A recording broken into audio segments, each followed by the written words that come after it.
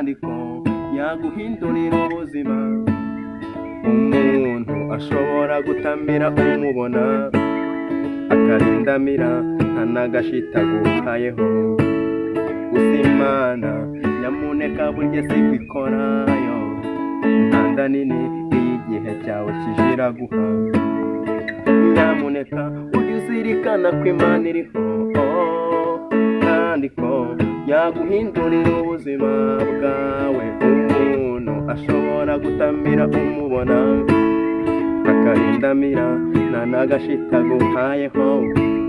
Gusa Imana nyamuneka burya si kwikorayo, ntanda nini igihe cyawe kijira guha.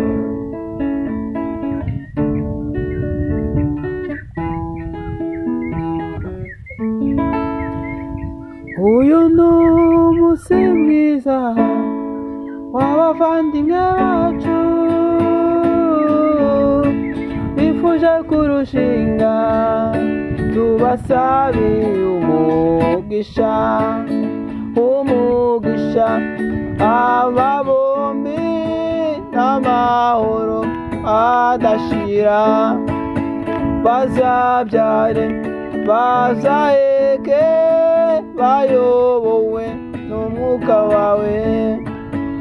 Umugisha aba bombi n'amahoro adashira, bazabyare bazaheke bayobowe n'umwuka wawe. Data mwiza wo mw'ijuru, nk'uko kera washingiye Adamu na Eva, ngwino uyobora ubu bukwe. Umugisha aba bombi n'amahoro adashira, bazabyare bazaheke bayobowe n'umwuka wawe. Umugisha umugisha aba bombi n'amahoro adashira, bazabyare bazaheke bayobowe n'umwuka wawe. Bazabyare bazaheke bayobowe n'umwuka wawe. Bazabyare bazaheke bayobowe n'umwuka wawe. Data mwiza wo mw'ijuru, nk'uko kera washingiye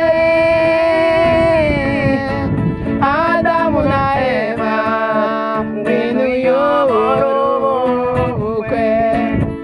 Umugisha aba bombi n'amahoro adashira, bazabyare bazaheke bayobowe n'umwuka wawe.